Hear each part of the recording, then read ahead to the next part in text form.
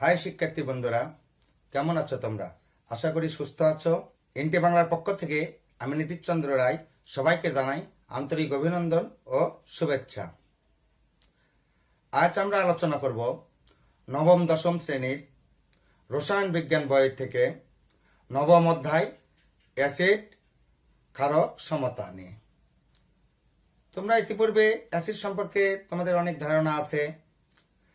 এই অধ্যায়টিতে মূল আলোচ্য বিষয় অ্যাসিড, ক্ষারক, ক্ষার, লবণ নিয়ে।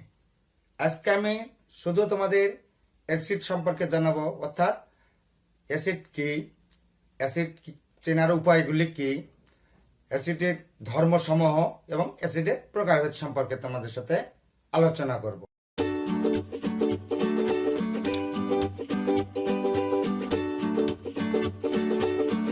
যাওয়ার পূর্বে একটি কথা, যারা যারা এখন আমার চ্যানেলটি সাবস্ক্রাইব করো নাই, চ্যানেলটি সাবস্ক্রাইব করে রেখো এবং পাশে থাকা বেল আইকনটিতে ক্লিক করো, যাতে নতুন ভিডিও আপলোড করার সঙ্গে সঙ্গে তোমাদের কাছে পৌঁছে যায়। আর যারা যারা পূর্বের ভিডিওগুলি দেখো নাই, তারা পূর্বের ভিডিওগুলি অবশ্যই দেখে নেবে, কারণ তাছাড়া সামনের ভিডিওগুলি দেখতে বা তোমাদের ক্লাসগুলি করতে অনেক অসুবিধা হবে।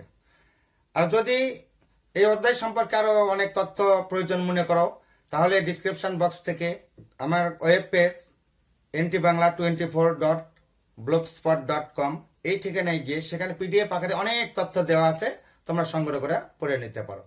তাহলে আজকে আমাদের আলোচ্য বিষয় অ্যাসিড। দেখো,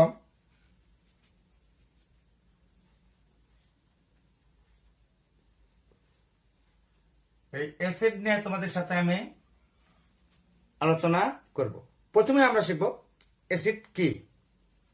তোমরা জানো, যে যৌগের অণুতে প্রতিস্থাপনীয় হাইড্রোজেন আছে এবং ওই হাইড্রোজেনকে কোনো ধাতু অথবা ধাতুর ন্যায় ক্রিয়াশীল মূলক দ্বারা আংশিক বা সম্পূর্ণরূপে প্রতিস্থাপিত করলে লবণ ও পানি উৎপন্ন হয়, তাকে কি বলে?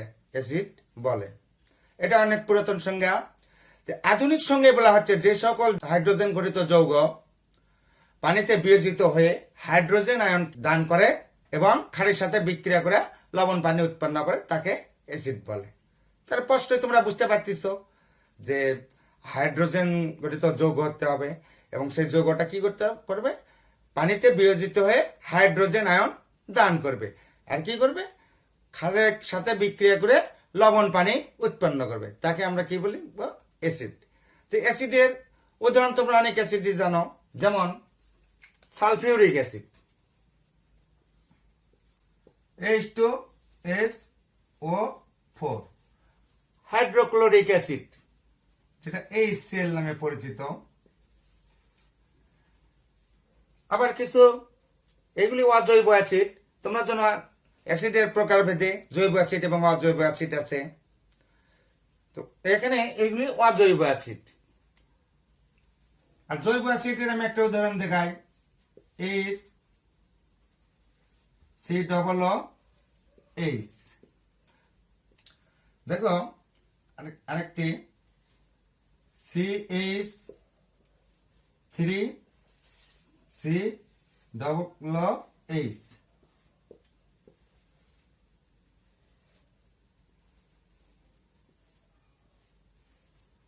এটা অ্যাসিটিক অ্যাসিড বা ইথানয়িক অ্যাসিড। তোমরা জানো এরকম অনেক অ্যাসিড আছে।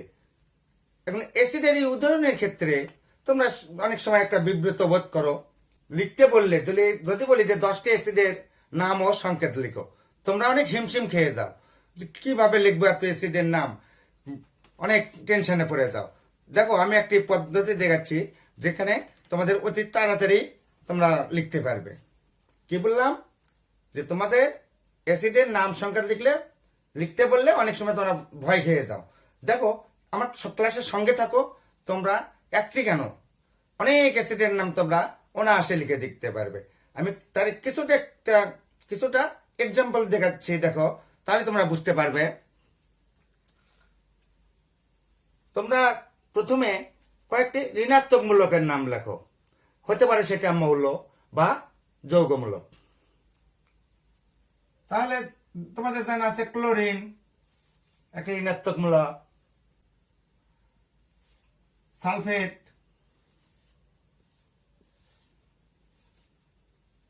Carbonate, nitrate, phosphate.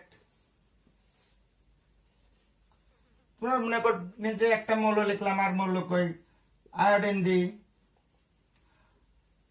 ব্রোমিন দি।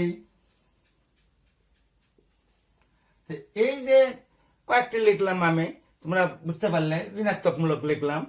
লেখার পরে খালি এইগুলির বাম পাশে হাইড্রোজেন দিয়ে দাও।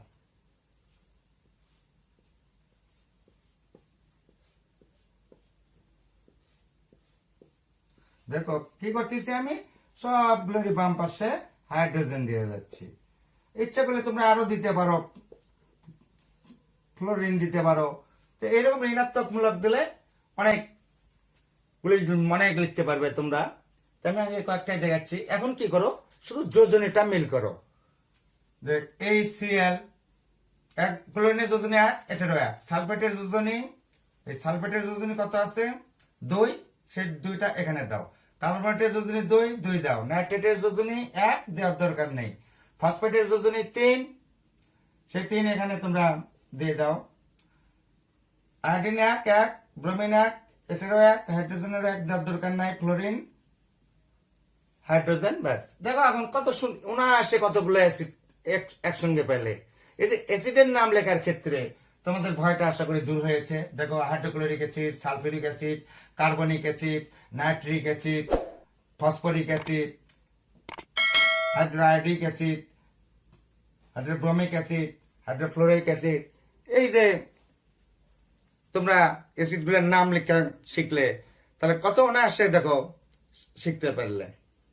ঠিক আছে, এখন আমি অ্যাসিড চেনার উপায় নিয়ে তোমাদের সঙ্গে আলোচনা করব। কিভাবে একটা যৌগ অ্যাসিড, ক্ষার না লবণ, সেগুলি তোমরা সংকেত থেকেই শনাক্ত করতে পারবে। হয়তো আজকে তোমাদেরকে আমি শুধু অ্যাসিডটাই দেখাবো, লবণ আর ক্ষার নিয়ে পরবর্তী ক্লাসে আমি আলোচনা করব তোমাদের সঙ্গে। তাহলে এখন আমরা অ্যাসিড চেনার উপায়গুলি কি দেখো, তাহলে বুঝতে পারবে।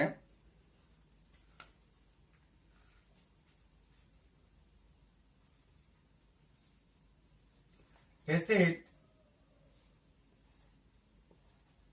চেনার উপায় সমূহ। অ্যাসিড চেনার উপায় সমূহ এখন তোমরা দেখে নাও যে কিভাবে তোমরা অ্যাসিডগুলি চিনতে পারো। মনে রাখবে, অ্যাসিডের সংকেতের বামে অবশ্যই হাইড্রোজেন থাকবে, প্রতিস্থাপনেও হাইড্রোজেন থাকবে। কোনোটা হয়তো না থাকতে পারে, সেটা আমি দেখাচ্ছি তোমাদেরকে ব্যতিক্রম। তো অ্যাসিডের বামে, সংকেতের বামে অবশ্যই হাইড্রোজেন থাকবে, এবং অজৈব অ্যাসিডের ক্ষেত্রে দেখো 1 নাম্বার, তাহলে হাইড্রোজেন আয়ন অবশ্যই মনে করতে থাকবে। বাম পাশে কি থাকবে, বাম পাশে হাইড্রোজেন থাকবে। এটা কিভাবে থাকবে দেখো, কয়েকটি সংকেত দিয়ে দেখি। HCl, বাম পাশে হাইড্রোজেন। H2SO4, বাম পাশে হাইড্রোজেন। হ্যাঁ, এখন আমি একটা ব্যতিক্রম দেখাচ্ছি। যেমন হাইড্রোজয়িক অ্যাসিড N3H, এখানে কিন্তু ব্যতিক্রম। এটা কিন্তু দেখো ডান পাশে হাইড্রোজেন আছে। এই অ্যাসিডটা একটা ব্যতিক্রম আছে, এর নাম কি বললাম, হাইড্রোজয়িক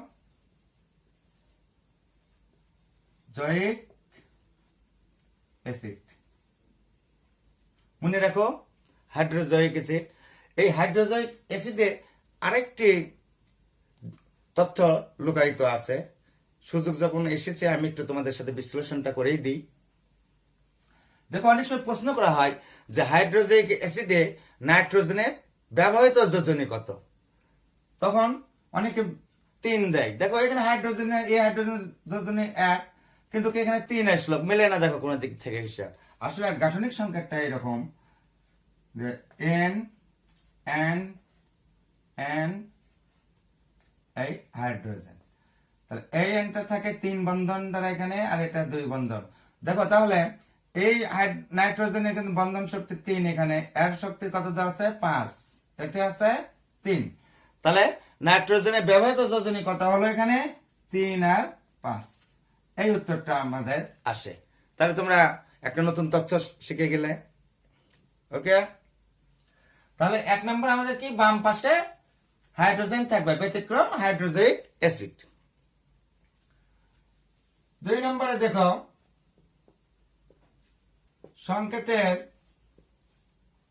সংকেতে হাইড্রোজেন এর পরে অবশ্যই হাইড্রোজেনের পরে অবশ্যই ঋণাত্মক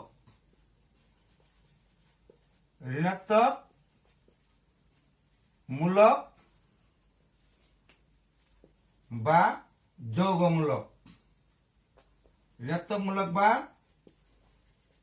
ঋণাত্মক যৌগমূলক থাকবে, যৌগমূলক থাকবে।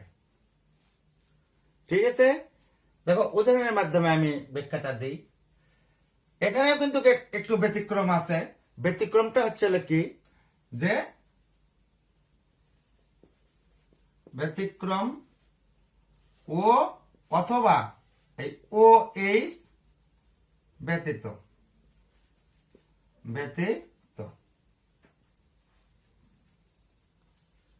ও অথবা ও এইচ দেওয়া যাবে না। কেন দেওয়া যাবে না তোমরা একটু ব্যাখ্যা দেখো, যে যদি আমরা হাইড্রোজেনের পরে ও দিই তাহলে এটা কি হয়ে যাবে, পানি হয়ে যাবে। আবার হাইড্রোজেনের পরে যদি আমরা ও এইচ দিই এটাও কি হয়ে যাবে, পানি হয়ে যাবে। এই জন্যে ঋণাত্মক অক্সিজেন এবং হাইড্রোক্সিল মূলক দুটাই ঋণাত্মক হওয়া সত্ত্বেও অ্যাসিডের ক্ষেত্রে ও অথবা ওএইচ ব্যবহার করা যাবে না। তাহলে তোমরা বুঝতে পারলে। আর অন্যান্য ক্ষেত্রে দেখো হাইড্রোজেনের পরে একটা মূলক দিই, অর্থাৎ পরমাণু আয়ন একটা দিই, আমরা সিএল দিলাম, তাহলে দেখো এটা কি হলো হাইড্রোক্লোরিক অ্যাসিড। একটা যৌগমূলক দিই, দেখো H N O 3 nitric acid. তাহলে দেখো হাইড্রোজেনের পর ঋণাত্মক মূলক দিলেই কি হচ্ছে, অ্যাসিড হচ্ছে, শুধু ও আর ও এইচ ব্যতীত। নাম্বার 3,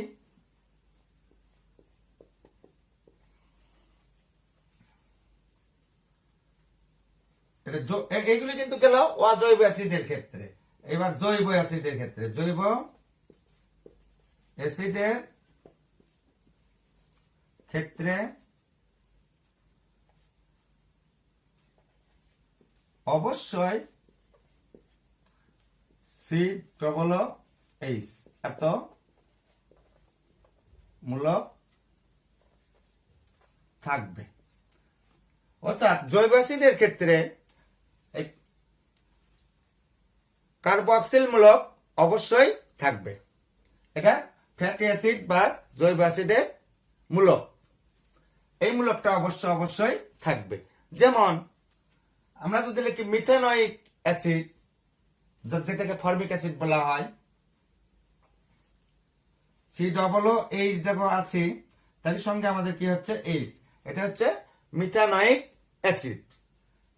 বা CH3COOH, এটা হচ্ছে ইথানয়িক অ্যাসিড। এটা দিলাম কি মিথানয়িক অ্যাসিড, বা আর একটা নাম আছে ফর্মিক অ্যাসিড, ফর্মিক অ্যাসিড। আর এটা দিলাম ইথানয়িক অ্যাসিড। আর এই যে অ্যাসিড গুলোর যে নামকরণ হয় এগুলি তোমরা পরবর্তীতে জানতে পারবে কি কেন মিথানয়িক ইথানয়িক হলো।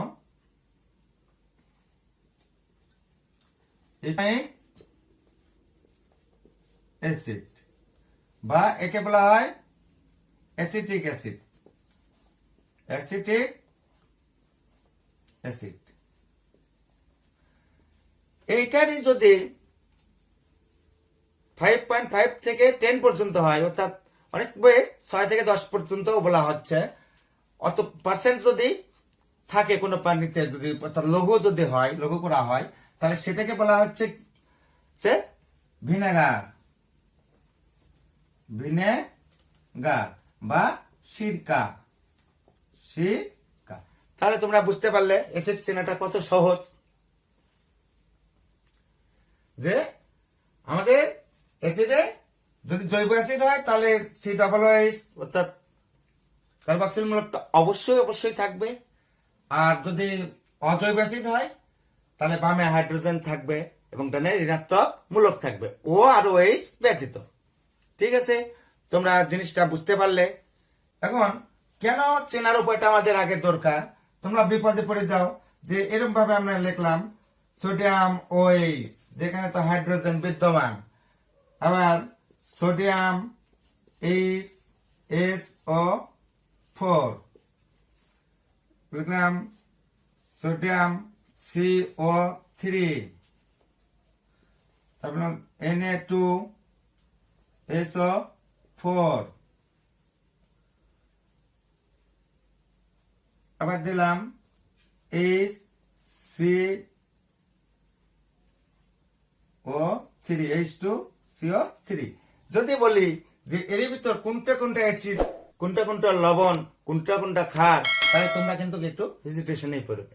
আমার সঙ্গে থেকো, ক্লাসগুলি ভালো করে করো, দেখো তোমরাই বলতে পারবে এখানে কোনটা অ্যাসিড, কোনটা ক্ষার, কোনটা লবণ।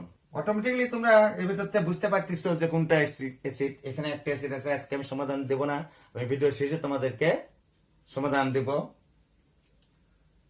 ওকে, তাহলে আমরা অ্যাসিড চিনলাম যে অ্যাসিড কিভাবে শনাক্ত করা যায় সংকেত থেকে। দেখো এখানে কিন্তু কোনো ধর্ম ছিল না, ধর্ম ছাড়াই আমরা কিন্তু সংকেত থেকে শনাক্ত করতে পারলাম। পরে আমি অ্যাসিডের ধর্ম সমূহ নিয়ে তোমাদের সাথে আলোচনা করব। এখন আমরা অ্যাসিডের ধর্ম নিয়ে আলোচনা করব। তোমরা অ্যাসিডের ধর্ম বলতে লঘু অ্যাসিডের ধর্মগুলি সাধারণত কি করা হয়, ব্যাখ্যা করা হয়। তো অ্যাসিডের যে ধর্মগুলি আছে, তোমাদের অনেক ধর্ম জানা আছে। অ্যাসিডের ধর্ম বা বৈশিষ্ট্য নিয়ে আলোচনা করব। বৈশিষ্ট্য,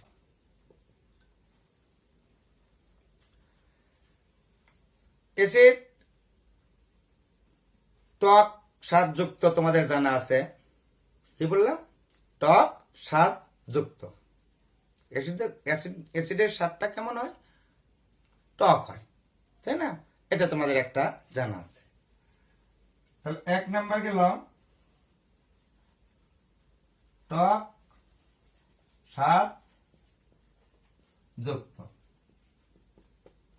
2 নম্বরে দেখো অ্যাসিড কি করে, নীল লিটমাসকে লাল করে।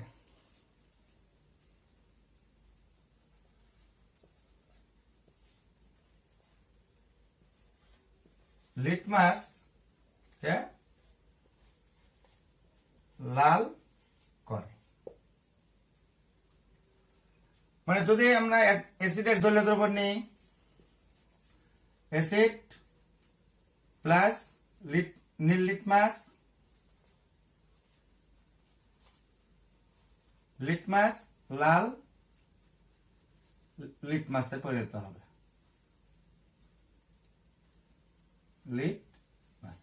লিটমাসের রংটা কেমন হবে? লাল হবে।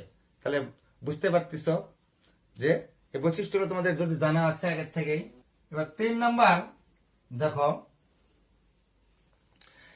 অ্যাসিড জলীয় দ্রবণে কি হয়, বিয়োজিত হয়ে হাইড্রোজেন আয়ন দান করে। দেখো যেমন হাইড্রোক্লোরিক অ্যাসিড, এর ভিতর যদি আমরা পানি দিই তাহলে এটা কি হবে, H প্লাস, আর Cl কি হবে, মাইনাস হবে। তাহলে অ্যাসিড জলীয় দ্রবণে কি করে, হাইড্রোজেন আয়ন তো প্রদান করে, তাই না? অ্যাসিড ক্ষারের সাথে বিক্রিয়া করে লবণ এবং পানি উৎপন্ন করে। অ্যাসিড কি করে? ক্ষারের সাথে বিক্রিয়া করে লবণ এবং পানি উৎপন্ন করে। দেখো অ্যাসিড, এই সেল অ্যাসিড নিলাম আমরা, ক্ষার নিলাম একটা সোডিয়াম হাইড্রোক্সাইড, ক্ষার নিলাম, বিক্রিয়া করে কি হবে? তোমরা জানো যে বিক্রিয়ার নিয়ম অনুসারে সাধারণত এটা যায় এর সঙ্গে আর এ আসে এর সঙ্গে, অর্থাৎ এ যায় ডি এর সাথে, সি আসে বি এর সাথে, বিক্রিয়াতে হয় সি বি এ ডি। তাহলে কি হলো? সোডিয়াম ক্লোরাইড প্লাস পানি, এটা ছিল আমাদের লবণ, এটা পানি, তাই না? তো এই উৎপন্ন করতেছে অ্যাসিড ক্ষারের সাথে বিক্রিয়া করে লবণ পানি উৎপন্ন করে। অ্যাসিডের যে হাইড্রোজেন অপেক্ষা অধিক সক্রিয় ধাতু, যেগুলি অধিক সক্রিয় ধাতু ইত্যাদি অ্যাসিডের সাথে বিক্রিয়া করে লবণ ও হাইড্রোজেন গ্যাস উৎপন্ন করে। সক্রিয় ধাতু কোনগুলি ছিল?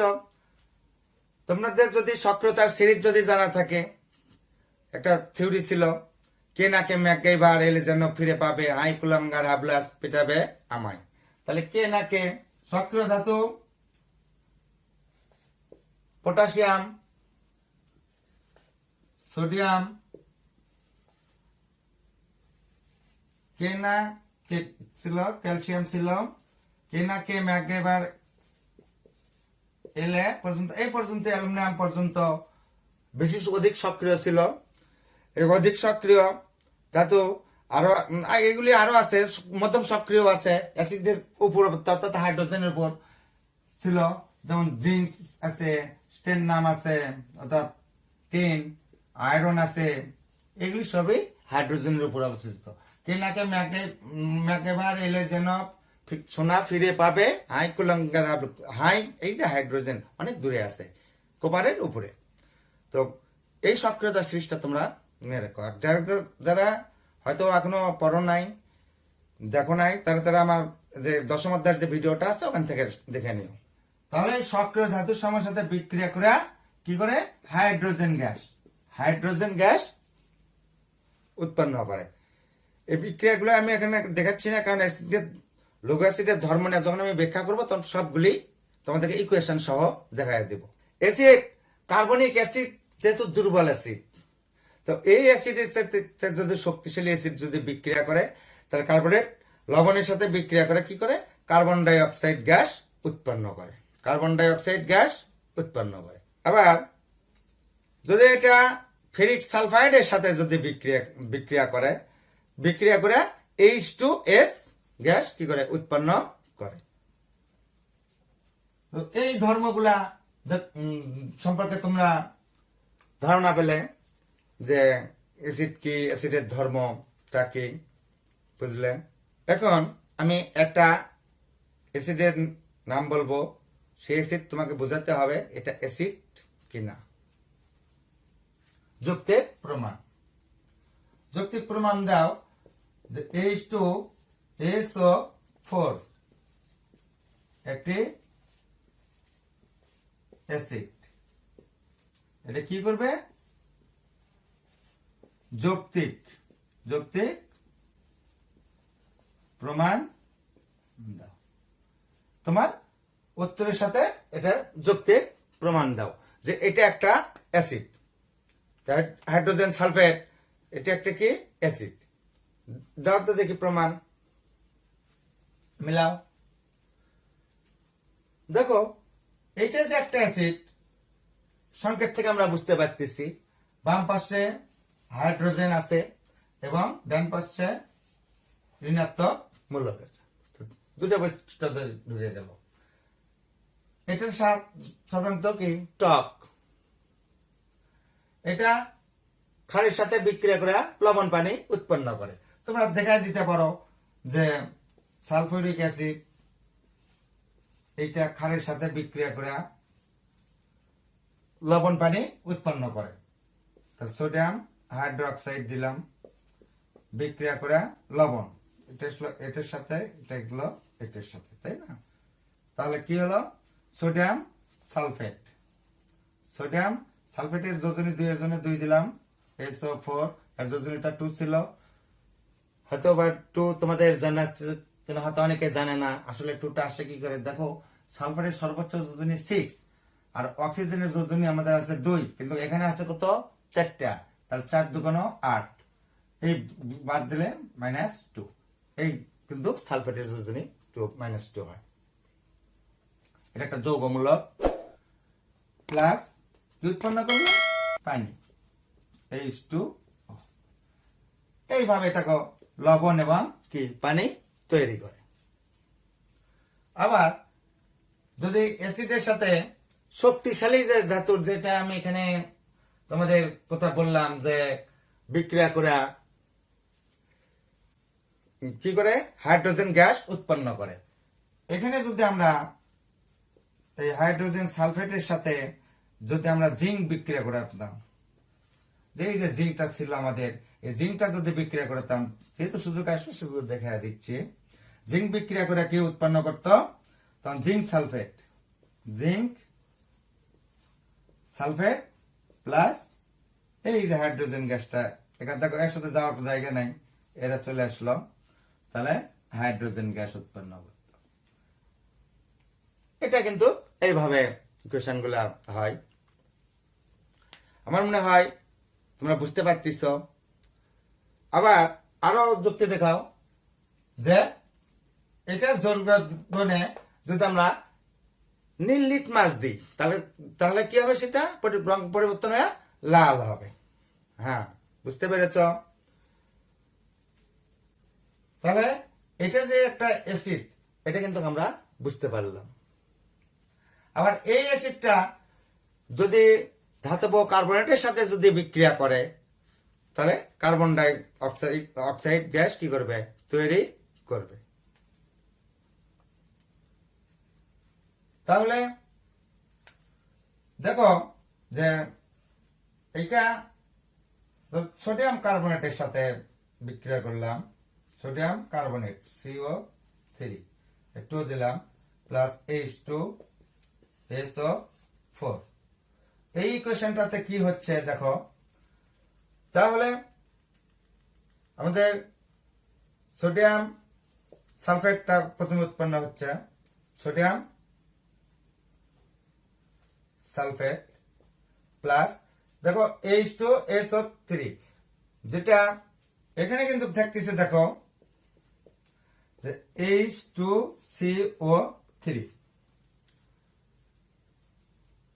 তাহলে এটা আসলে কি যে কার্বনিক অ্যাসিড, এই কার্বনিক অ্যাসিডে কিন্তু এটা অস্থায়ী, এটা থাকে না। এইটা তখন ভেঙে কি হয়ে যায়? কার্বন ডাই অক্সাইড প্লাস পানি, কার্বন ডাই অক্সাইড প্লাস পানি, তখন এইটা না হয়ে এটা উৎপন্ন হবে। দেখো এই যে আমাদের কার্বন ডাই অক্সাইড গ্যাসটা কি হলো? উৎপন্ন হলো। তাহলে ধাতব অর্থাৎ কার্বনিক অ্যাসিডের সাথে শক্তিশালী অ্যাসিডগুলি কি করে? ধাতব লবণ থেকে, কার্বনেট লবণ থেকে কার্বন ডাই অক্সাইড গ্যাস নির্গত করে। ওইরকম ফেরিক সালফাইড থেকে H2S গ্যাস কি হয়? সৃষ্টি করে।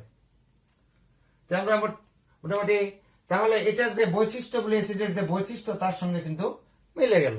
তাহলে সালফিউরিক অ্যাসিড একটি অ্যাসিড। তো তোমরা কারণগুলো হয়তো দেখে নিতে পারো। সালফিউরিক অ্যাসিডের অণুতে 2টি হাইড্রোজেন পরমাণু যুক্ত আছে এবং জলীয় দ্রবণে ইহা আয়নিত হয়ে হাইড্রোজেন আয়ন উৎপন্ন করে এবং নীল লিটমাসকে লাল করে। যেমন সালফিউরিক অ্যাসিডের সাথে পানি যুক্ত হয়ে 2H প্লাস সালফেট আয়ন কিসের সৃষ্টি করছে, প্লাস পানি উৎপন্ন করছে। তাহলে এখানে হাইড্রোজেন আয়নের সাথে নীল লিটমাস যোগ হয়ে লাল লিটমাসে পরিণত হয়েছে। 2 নম্বরে দেখো সালফিউরিক অ্যাসিডের জলীয় দ্রবণ টক স্বাদ যুক্ত। 3 নম্বর কি লেগেছে?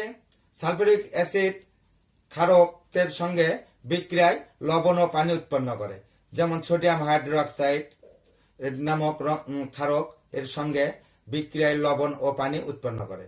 সালফুরিক অ্যাসিড যোগ সোডিয়াম হাইড্রোক্সাইড বিক্রিয়া করে সোডিয়াম সালফেট প্লাস পানি উৎপন্ন করছে। 4 নম্বরে দেখো, সালফুরিক অ্যাসিড সক্রিয়তা সিরিজের হাইড্রোজেনের উপরের ধাতু জিঙ্কের সঙ্গে বিক্রিয়া করে জিঙ্ক সালফেট দ্রবণ ও হাইড্রোজেন গ্যাস উৎপন্ন করে। তাহলে জিঙ্ক প্লাস সালফুরিক অ্যাসিড বিক্রিয়া করে zinc sulphate plus hydrogen gas উৎপন্ন করছে। 5 নম্বরে দেখো, সালফুরিক অ্যাসিড সোডিয়াম কার্বনেটের সঙ্গে বিক্রিয়া করে কার্বন ডাই অক্সাইড গ্যাস নির্গত করে। তখন সালফুরিক অ্যাসিড সোডিয়াম কার্বনেটের সাথে বিক্রিয়া সোডিয়াম সালফেট প্লাস পানি plus carbon die oxide gas কি করছে? উৎপন্ন করছে। 6 নম্বরে দেখো, সালফুরিক অ্যাসিড ফেরাস সালফাইড এর বিক্রিয়ায় পচা ডিম গন্ধযুক্ত সালফাইড গ্যাস নির্গত করে। সালফুরিক অ্যাসিড ফেরিক সালফাইডের সাথে যুক্ত হয়ে ferrous sulphate plus H2S gas, যেটা হাইড্রোজেন সালফাইড গ্যাস উৎপন্ন করে, যেটা পচা ডিমের গন্ধযুক্ত। অনেক সময় বহু নির্বাচনী প্রশ্নতে থাকতে পারে পচা ডিমের গন্ধযুক্ত গ্যাস কোনটি, তখন হাইড্রোজেন সালফেট। তাহলে তোমরা সালফুরিক অ্যাসিড যে একটি অ্যাসিড, তার যৌক্তিক প্রমাণগুলি তোমরা দেখলে। আজকের ক্লাসটি তোমাদের কাছে কেমন লাগলো? যদি ক্লাসটি ভালো লাগে থাকে তাহলে বেশি বেশি লাইক দাও এবং বেশি বেশি করে শেয়ার করো, যাতে তোমার বন্ধু বান্ধবেরা ভিডিওটি দেখতে পারে। আর যারা যারা চ্যানেলটি এখনো সাবস্ক্রাইব করো নাই, তারা চ্যানেলটি সাবস্ক্রাইব করো এবং পাশে থাকা বেল আইকনটিতে ক্লিক করো, যাতে আমি নতুন ভিডিও আপলোড করার সঙ্গে সঙ্গে তোমাদের কাছে নোটিফিকেশন পৌঁছে যায়। আর যারা এই অধ্যায় সম্পর্কে আরো বিস্তারিত তথ্য সংগ্রহ করবে, তারা আমার চ্যানেলের ডিসক্রিপশন বক্স থেকে ntbangla24.blogspot.com এই ঠিকানায় গিয়ে তোমরা পিডিএফ আকারে অনেক তথ্য দেওয়া আছে, ওখান থেকে তোমরা সংগ্রহ করতে পারো। এতক্ষণ আমার সঙ্গে থাকার জন্য এবং আগামী ক্লাসের সবাইকে আমন্ত্রণ জানিয়ে সবাইকে আমি ধন্যবাদ জানাচ্ছি। সবাইকে ধন্যবাদ।